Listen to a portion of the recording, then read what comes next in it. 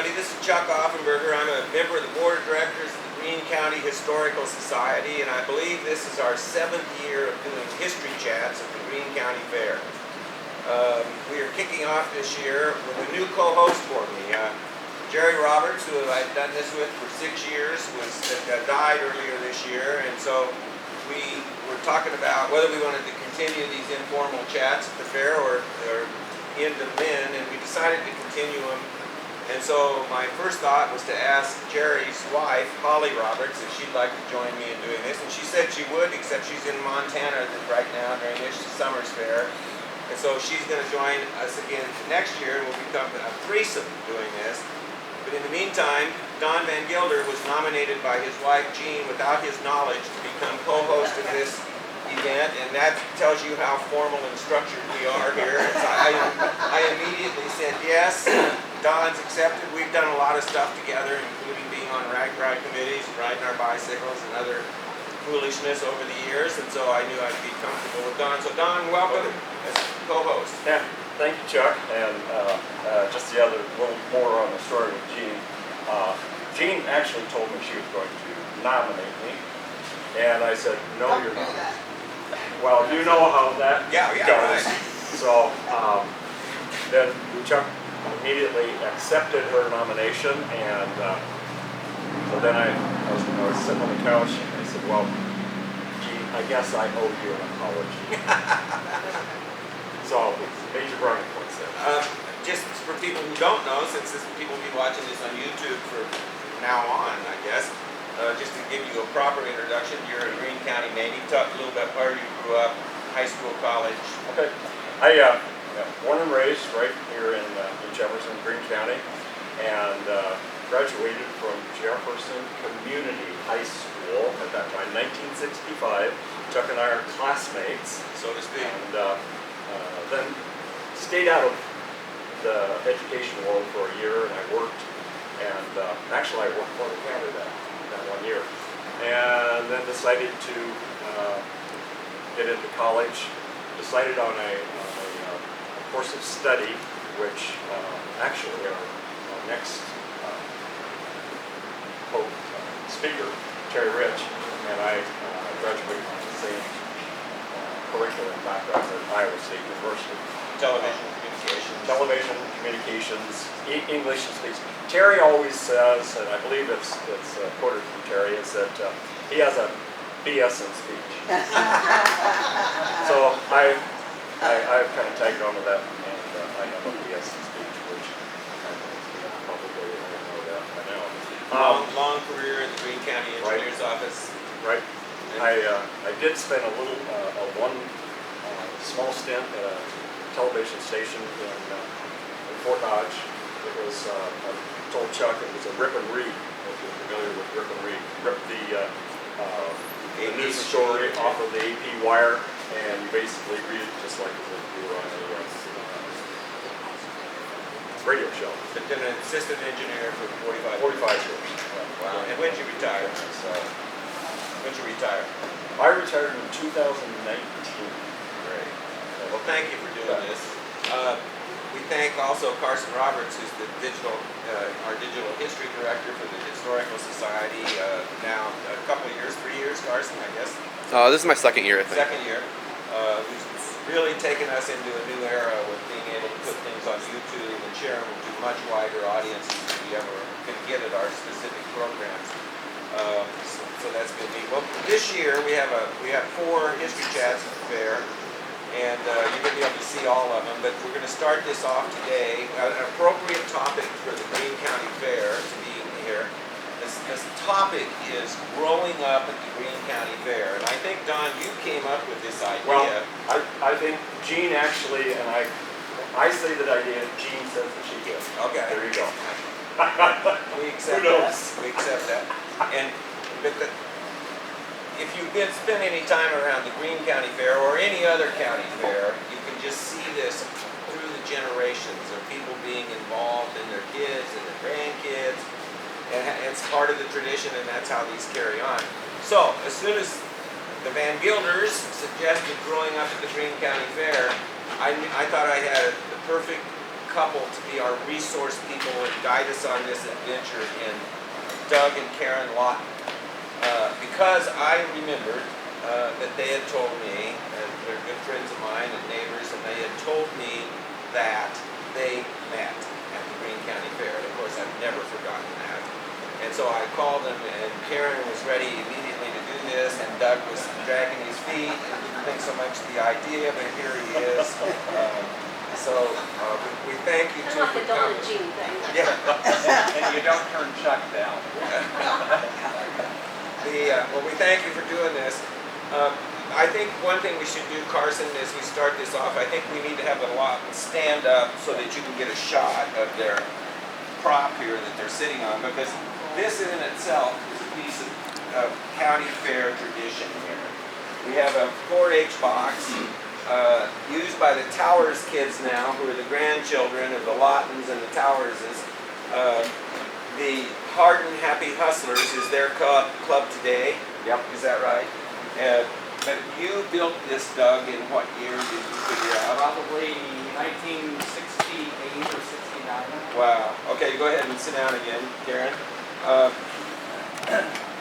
And what is that box?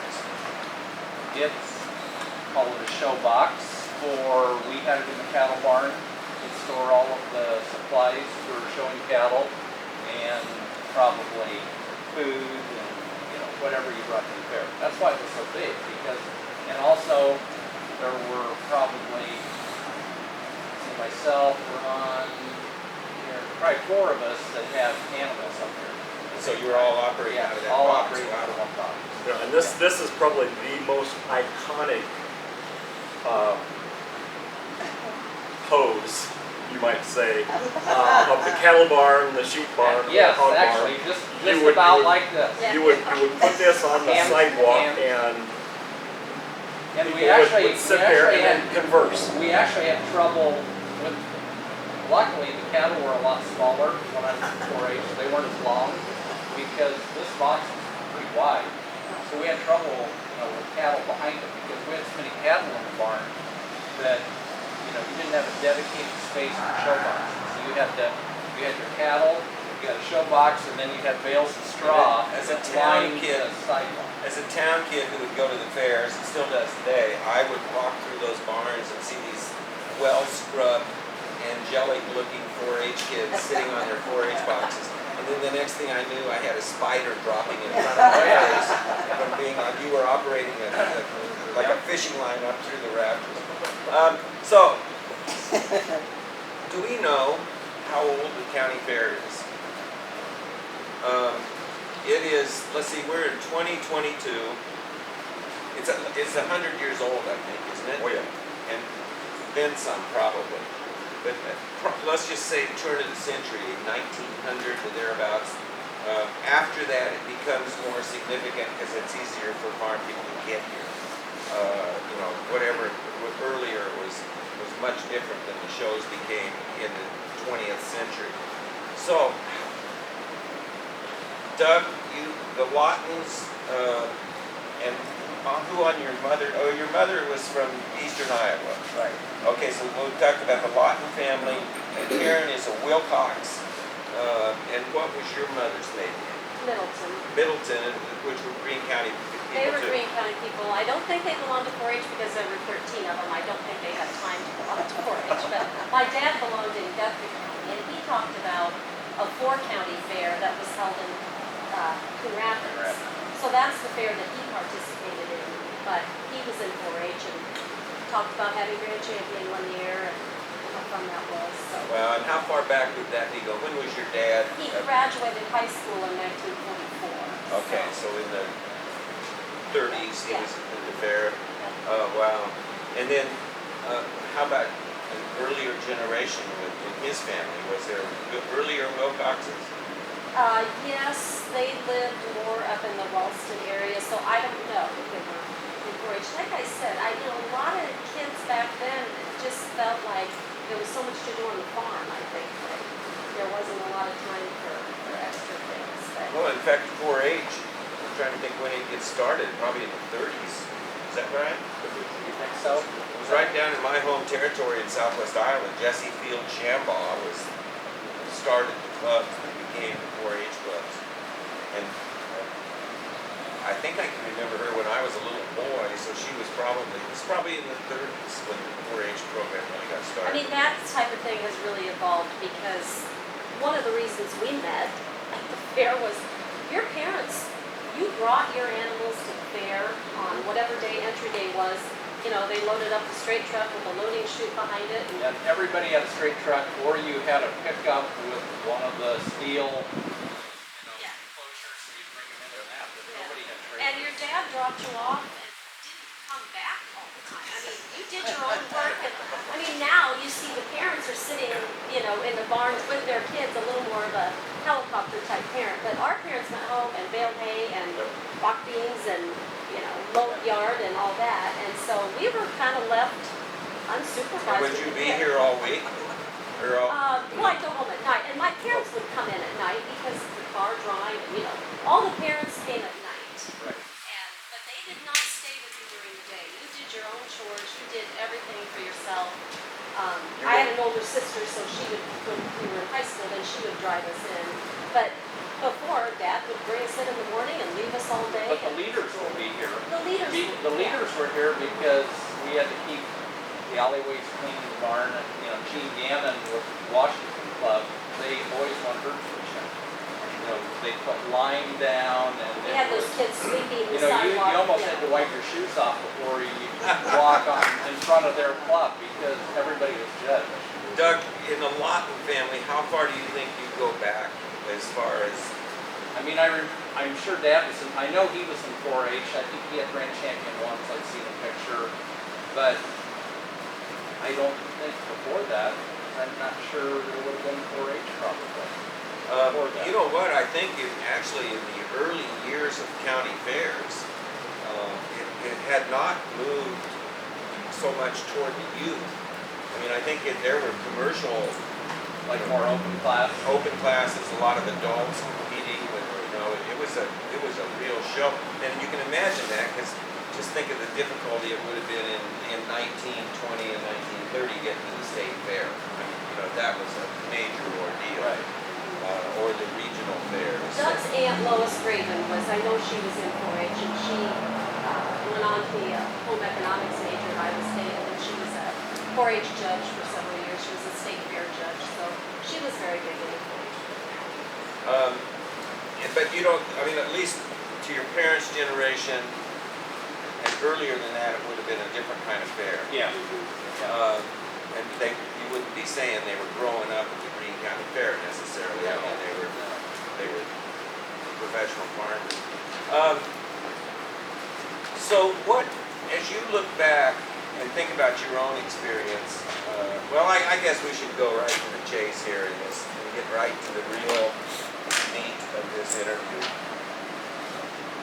Don, I think we want to know when they met and how they met. You know, Chuck, that's always, that fair was a social event of the summer, and us farm kids didn't get out much. We didn't go to town that night. No. I'd And see so, my friends. I wouldn't see them all summer. yeah, normally. and so you're out of school and you've been Right. pent up out on the farm, and so the fair was maybe the chance to meet somebody and take them on the tilt-a-whirl. Yeah. So I can tell you it was 1973. Okay. So, 1973, pivotal meeting. And my sister was dropping me off at the fair. She had just graduated, and I still had cattle at the fair. And I said, you know, How old were you then? 15. I said, would you stay and help me feed the calves and stuff? And she said, no, I'm not going to stay and help you. She said, there's plenty of guys around the fair, and she mentioned Doug. She said, Franklin's really close to Greenbrier, so she in this barn. So she said, just grab him, he'll help you do whatever you need to do. So I kind of think that he maybe came over to our place first, but anyway, it ended up that he did help me, and he was very good at it. And so later that afternoon, I remember he had a brand new straight truck. It was just brand new. A 1973 Chevy truck. We got benches, and I think I was on 4-H council, and I think we had to go to Neil Lumber, He said, do Yeah. you want to ride over to Neil Lumber with me Grand and Junction. get some lumber that we need I think we for had to something? build a stage, possibly, maybe for the 4-H dance. This is Who getting knows? better by the minute. I rode to Neil Lumber in Grand Junction in this brand new truck, which he was very proud of, and I don't know, then, so we kind of, Let's see, and how old Hung were out you, Doug, in together. '73? Were you? I just graduated from high school. Eight. So I was He was 18. Yeah. and I was not supposed to date till I was 16, so it was kind of a big deal. And my mom said she liked him, and it was okay. He brought me home one night during the fair, and my mom was like, oh, I see you were unsupervised. She probably should have known what I was doing, but anyway. And she said, oh, somebody else brought you home. And I said, well, yeah, it was Doug Lawton. And she said, oh, well, I know them. That's okay. She said, so I got to continue the relationship, but he had already asked, there was always a teen dance at the end, on Sunday night at the fair. And he had already asked one of my best friends to go prior to the fair. He had asked one of my best friends to go with him to this dance. So I did not get to go to the dance with him, and I opted out of the dance. I pouted instead, and just stayed in the barn and pouted while he went to the dance with my friend. But he dumped her right out of the fair. That's all true. Been married how long now? 25 years. In July 31st. Yeah. It's a great story. So what were, in those unsupervised times at the fair, what would you do during the week of the fair, either together or separately? What was, besides your contest, your livestock contest or whatever, and Karen, you mentioned there was, different set of rules at the time. You had to be about being a girl in 4-H and whether you wanted to be in the shows or not. Girls were getting the shaft way back then, just as much as ever. We had to do, and it was called the girls' building. It wasn't called the static building. And in order for a girl to show livestock, she had to do projects in the girls' building. So, and there was always an emphasis each year. So like one year it would be sewing, one year it would be foods, and the next year it would be home improvement. So you had to do 3 projects in that focus area, and then you could show your livestock. Now, I don't know how long that lasted, but it lasted during the years that I was in 4-H anyway. And so my sister thought she was going to try and protest that one year, and she went to my parents and said, I don't want to do the girls' projects. And they said, well, that's the rules. They weren't rule breakers, so they didn't really support her in that. So she went to our leader, Marilyn Allender, and she said, I don't want to do this. I'm not going to do it. And Marilyn said, well, I guess you won't be showing your cattle.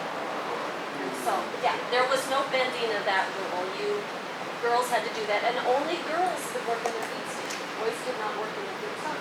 So it was really a sexist world back in the 60s and early 70s. And so, yeah, but during the day, we just Hung out in the bar. hung out with friends and had fun, lots of Would you fun. go to the other shows, the other Yeah. animal Yeah. shows? Oh, yeah. Yep. And then,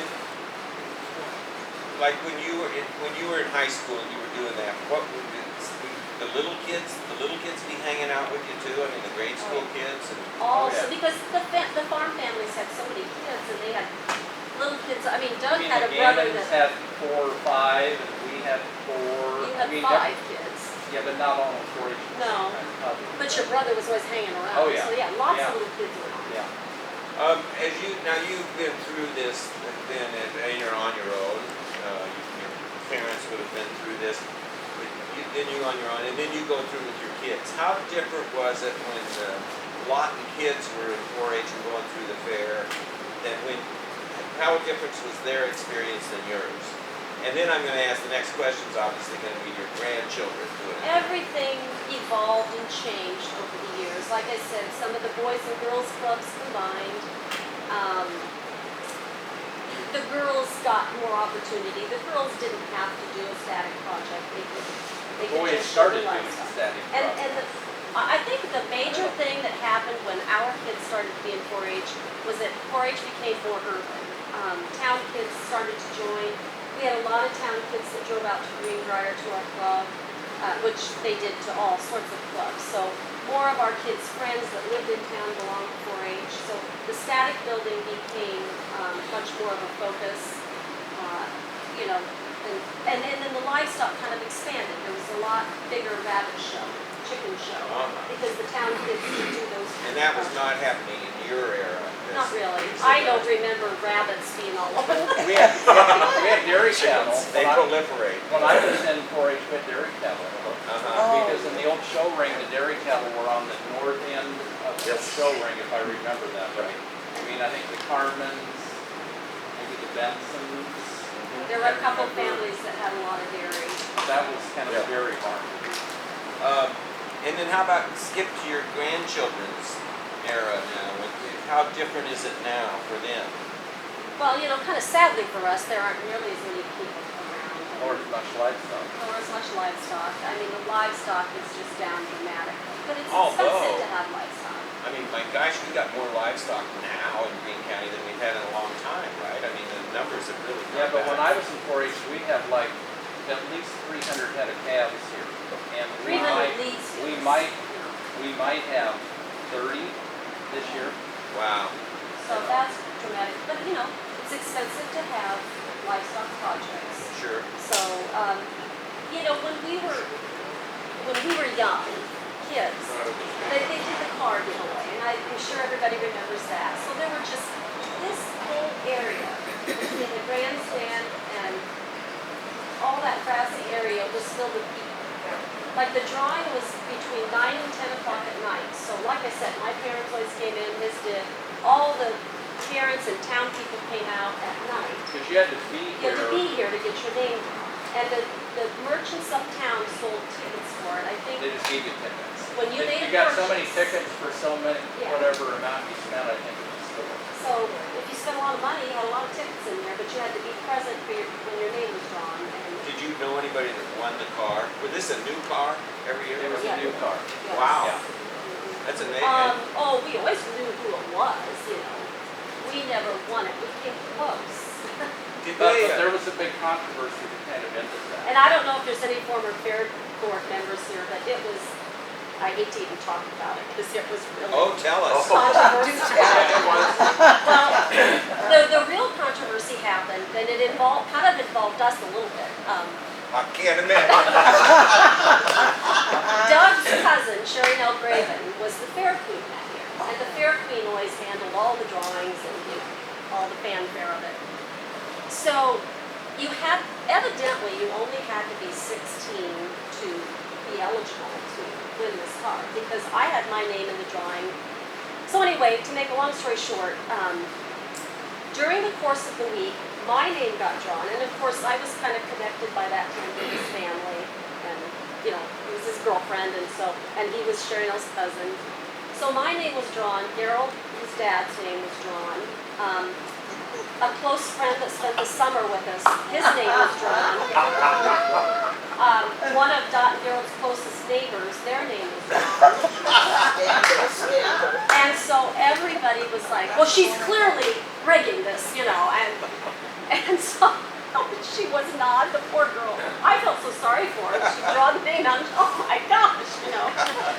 And so anyway, I got to be out in the drawing on the final night. It was always dwindled down to 5 people for the final drawing, I think. And so I got to go out there. I did not win the car. Does anybody else remember this? I'm sure that there was either a Donnie or a Danny Bishop.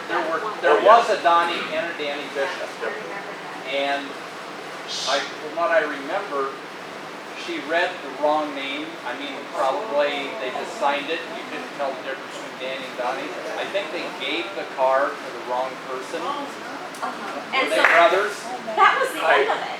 I think they were. I think they were I think brothers. They did That was the not. last time they did it? I think it might have been, or it Yeah. was close to it. Anyway, it sort of sunk it down the hole. But really, actually, what a relief that it was not a Lawton name coming No. out. But that was, you know, the Great excitement story. of the fair. Let's do one thing right now. Your 4-H club was what? Jackson Jaguars. Jackson Jaguars. Let's have a little recitation of your 4-H club names. Karen, Greenbrier Go-Getters. Doug, Franklin Eager Beavers. grandkids now are in the Hardin Hustlers. Hardin Happy. Hardin Happy Hustlers. Hustlers. Nobody laughed now. Jed McGee, what was yours? Luster Leader, Up in Northeast Iowa. Cedar Highland. Cedar Highland. Johns, were you in 4-H clubs? No. Washington. Washington Charmers. That's a good one. Doug, And the were winners you were the Washington boys, Charmers? right? 4-H clubs. Bristol Busy Bees, The Bristol Busy Bees. and we had some shenanigans. Good. Nancy. The Washington Charmers, I guess, at the point when I was in, the girls had to be a member of the boys' club in order to do that. Yeah, Exhibit. Really? Right. yeah. Joyce. I wasn't a farmer's Barb. Mary. I don't remember the name, Oh! I think you're a queen of something, weren't you? but I can recite the pledge. Okay. Carol. No, I wasn't. Okay. Chris. Grant Cousins. Grant. Cousins. Grant. Cousins. We were the town kids.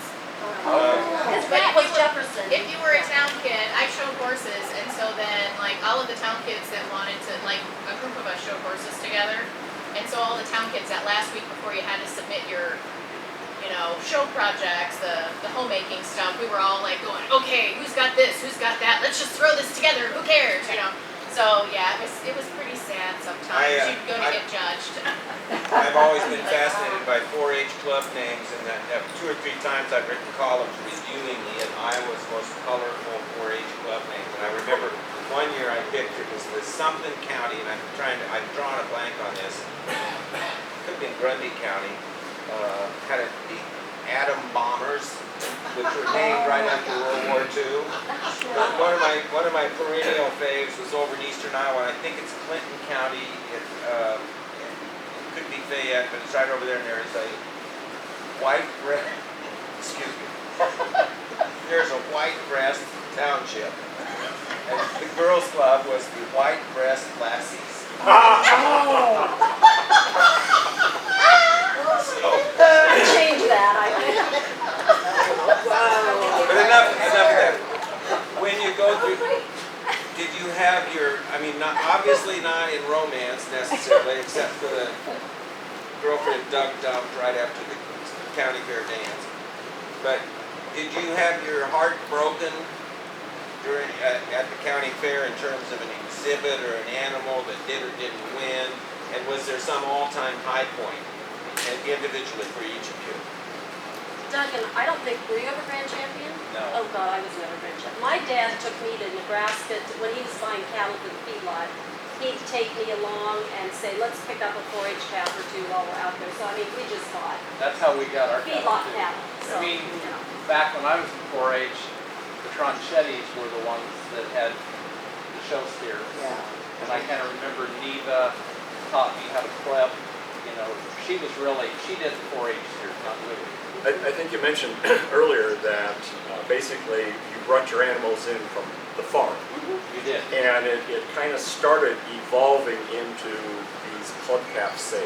Yeah. And that, I think that kind What of was changed that? the picture. The club calf sale, well, Doug can Well, people raise animals now to be show steers, you know, show cattle, show lambs, Especially show bred. hogs. Different than what you just put in the feedlot. Yeah, you raise them. In fact, you wouldn't want to put in the feedlot what they show.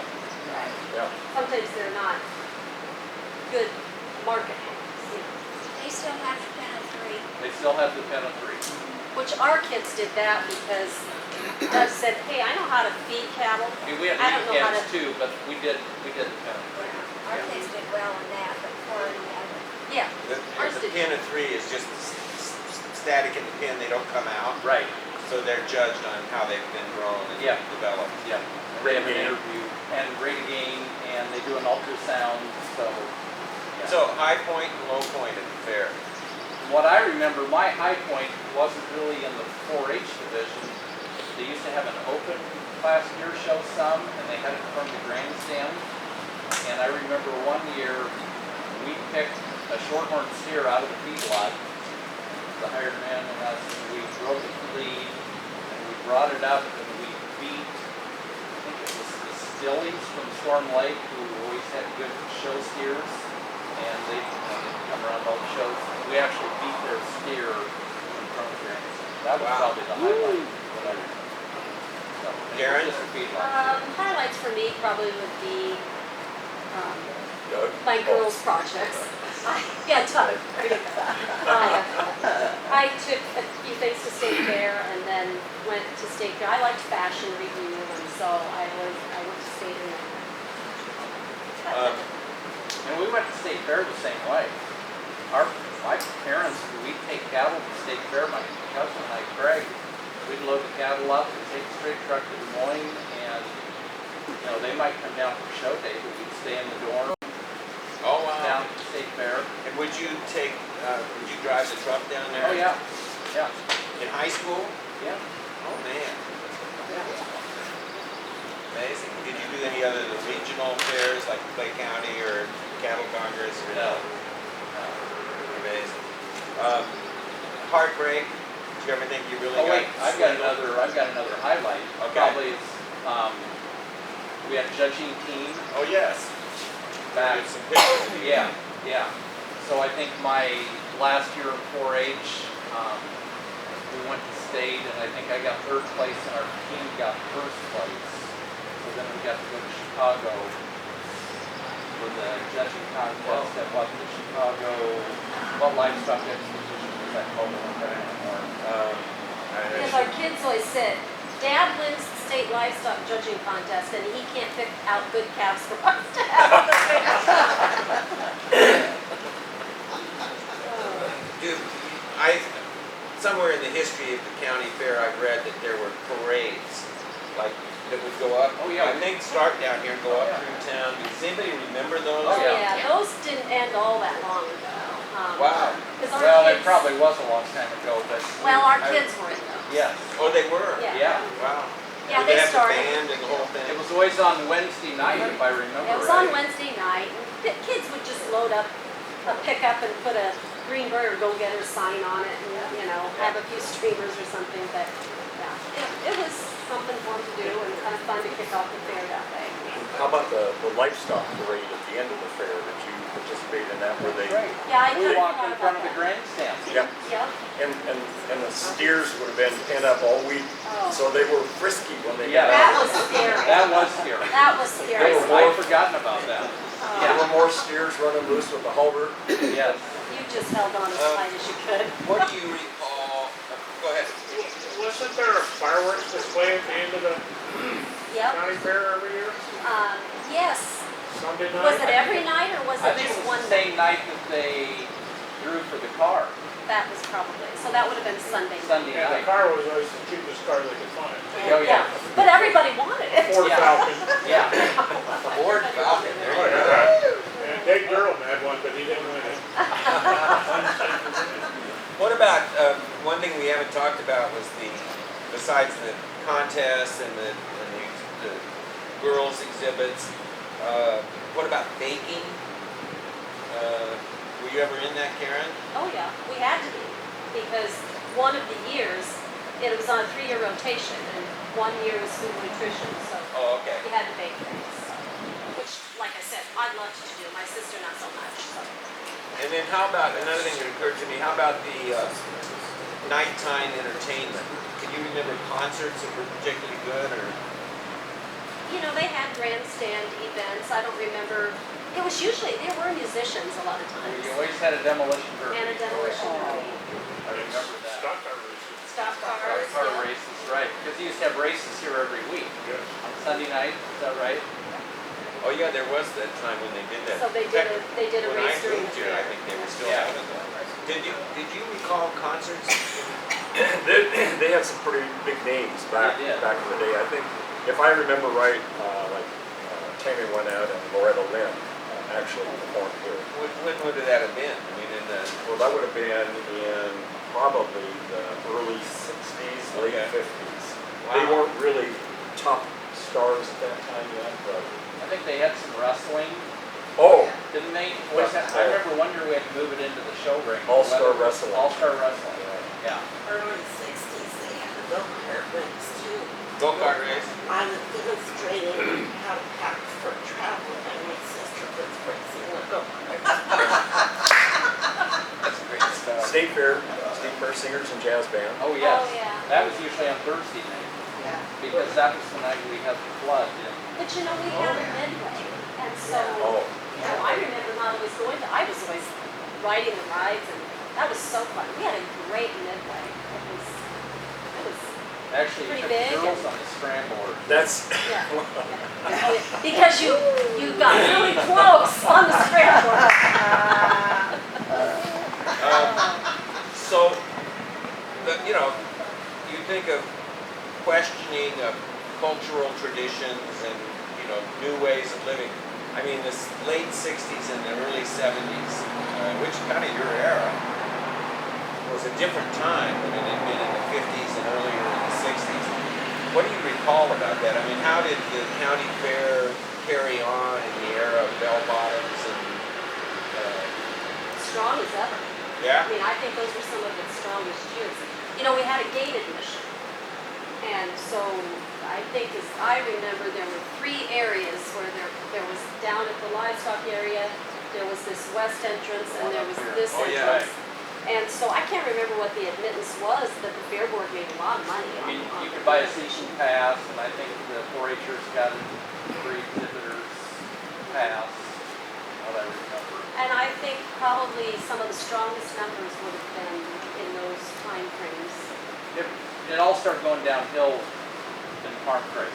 Yeah. That's when the livestock numbers started going down and never Sure. really came back after that. Can And you remember 4-H that? numbers. Let's see, by that time, you were back on the farm Yeah, yeah. after college and stuff, and what was that like here in the 80s, you know, in 82, 83? I mean, and you in the cattle industry got hammered before that in the late 70s, right? I had Yes. brothers, well, my brother, probably a sister too, that were still in 4-H, but yeah, the livestock numbers went way down, from what I remember.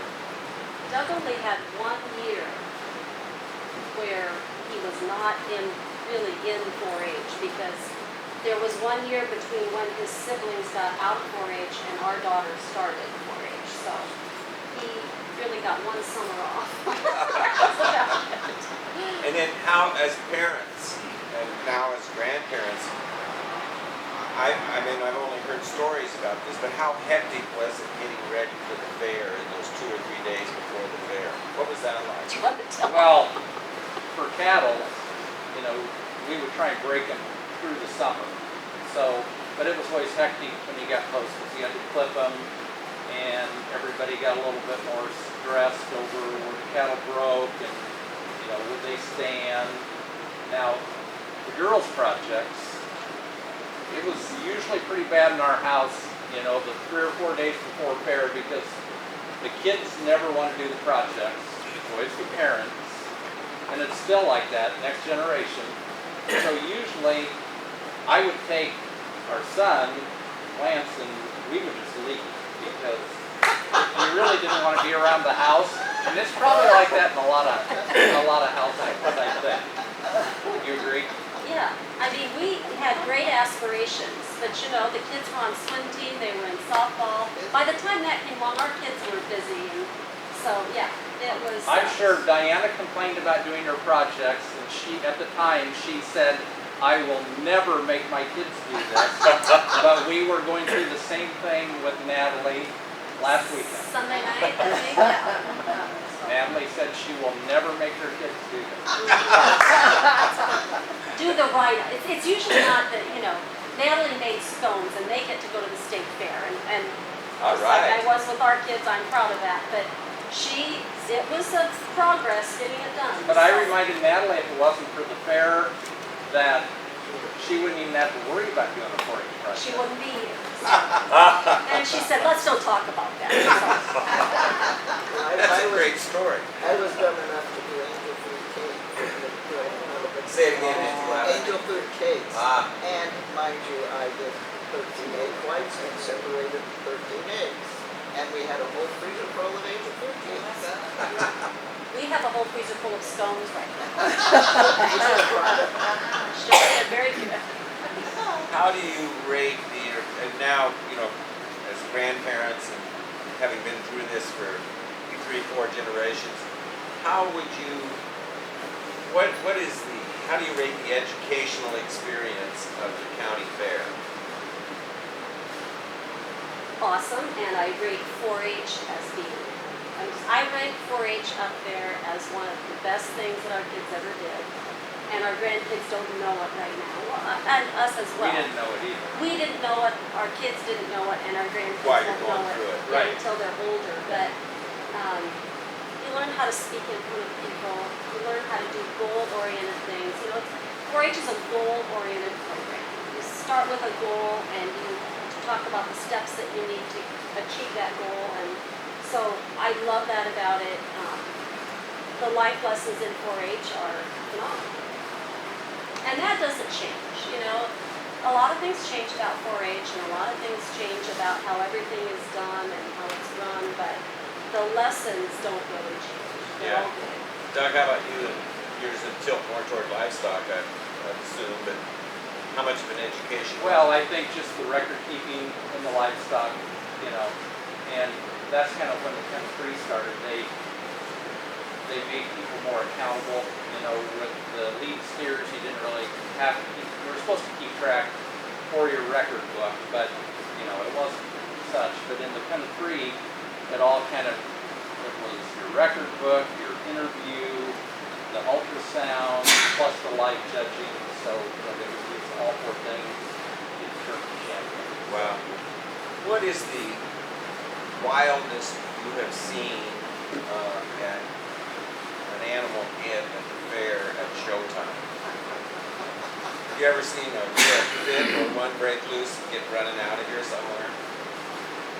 Well, there was one year when During the show, during the show, there's always an animal that gets a little wild and gets loose from but they're contained. Yeah. One year during weigh-in, when we first got here, I remember a calf that got loose, and I think it got clear down to remember the old bowling alley that was at the bottom of the hill? Yeah. South of town? Yeah, I think I don't remember whose it was, Yeah. but there's always been a calf or two that has gotten loose. Yeah, it's a little better now. I have a story about Bob and his brother Jim. They were, I don't know if it's in the straight truck or the back of the pickup, but they were bringing 3 hogs to the fair to show the rocks. And on the way, they came around this corner too fast, and one of the hogs fell out. Oh my. They went ahead and took the other 2, and then they came back and couldn't find the other hog. So they just went home and picked up another one and took it to the fair. And then later on, that other one showed up. Not its way home. That's fun. Well, we'll throw this open, any questions you all have for the Lawtons, and then any of your own experiences at county fair time growing up. And, as we do this, say your name when we start off. Carson will be picking you up here as you're asking your question. Go ahead. My name's Bob Stream. When did the fairgrounds move from the north side of town to here? It was out there west of we call it the Catholic Cemetery. It's really a public cemetery now, but that's where it was, right? It's interesting to me that you can still see in that field. I think you Still may see have the to- racetrack. You see the racetrack. I think we are. At any rate, I wouldn't have any idea. Don, Do you know when that happened? no, way before our time. Do you have any I didn't even recollection know of that's seeing where it it? was. My dad talks about going to the fairgrounds out there, which was next to the airport. Yeah, it was out there too. But I don't remember him telling me when it moved down here. The racetrack was just west of St. Joseph Cemetery. Now, when the Lincoln Highway Army came through, was that 19? Oh, that's a good question. 1918. Did they stop here at the fairgrounds? Or was it a fairgrounds at that time? No, they stopped here. They stopped here. This fairgrounds. They're on the left. So wow. So that So this was the fairgrounds at that time? Wow, so that was really early, turn of the century.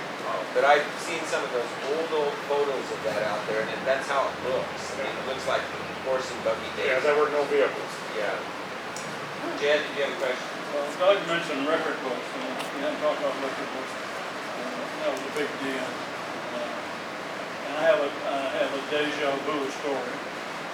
My brother up in Waterloo went to a garage sale like 15 years ago, and he found my record book in 1954. I still have my record book. I got a state leadership award my last year, and I still have my record book.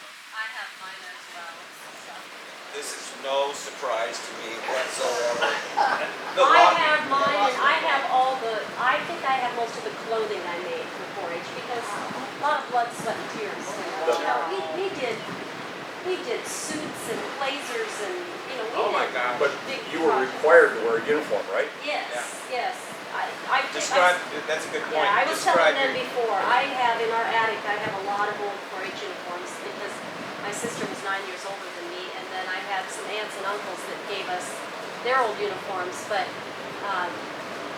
we had to wear, when I was in, it was a pinstriped, just a shift, sleeveless dress. And then by the time I was a senior, I was so excited because they let us make our own uniform, and it could be anything as long as it was green. So I went and bought polyester material and made a blazer and pants, and it was the first we could really wear pants. So, yeah. Radical. So I was really excited about that. So the real reason that the Franklin Club was any fun was because Harry Rich, who just walked in, he was the one that made our meeting, and the fair, and the 4-H softball tournament, and anything. The Franklin Go-Getters. Franklin Eager Beaver. Beaver. Oh, Greenbrier go-getters. Greenbrier Go-Getter. Oh, excuse me, jeez. Arlene tells me that she showed cattle at the county fair until her cow stepped on her foot and wouldn't move. Oh, wow. I had a lot of that too. Anybody else? Question about record books. This is Jed McGee speaking over here. Says McGee, I don't know, did you have a separate one new one every year, or did you keep a? No, Just kept just adding. adding to it. Yeah. It Oh, was, yeah. Yeah.